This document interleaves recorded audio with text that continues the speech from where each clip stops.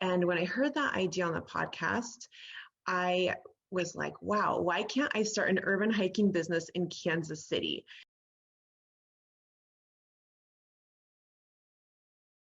I started talking about it to different people first and asking, sharing it. I remember the first time that I actually shared it in a staff meeting. I worked full time for Girl Scouts, and we were reading this book, and this book was to help us to, kind of reach our dreams. And I remember I shared that I wanted to start my own business, and it was so scary for me in that meeting because I'm sharing this with my boss and my colleagues, and in theory, starting my own business would mean I would stop working at Girl Scouts at some point.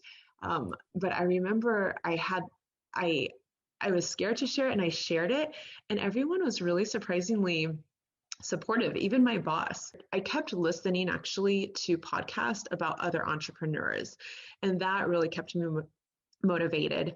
I mentioned that I heard the idea initially on a podcast, and I continue to listen to that podcast called Side Hustle Nation.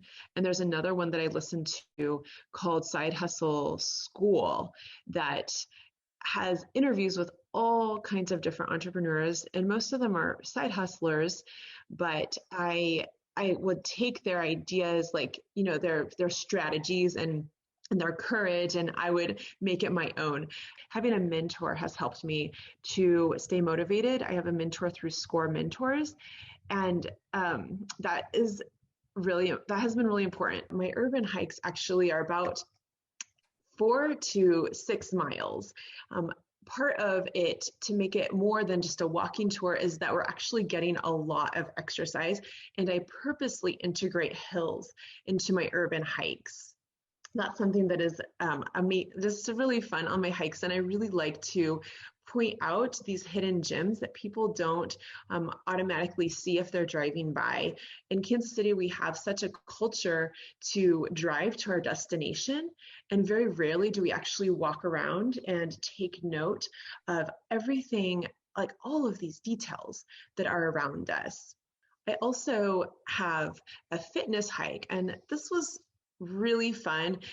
What we did was I collaborated with a fitness instructor, and I still do, and we go into the West Bottoms and find really cool places like these ramps in front of old industrial buildings that were part of the stock exchange, and the livestock exchange. And we'll do lunges and jumping jacks and push-ups, and then we'll keep walking. We end that hike along the Rock Island Bridge. As we all know, we don't always, go out and spend time with our team members outside of work. And this has been really powerful for them. And just like taking pictures, seeing things, and they get to know each other in a different way.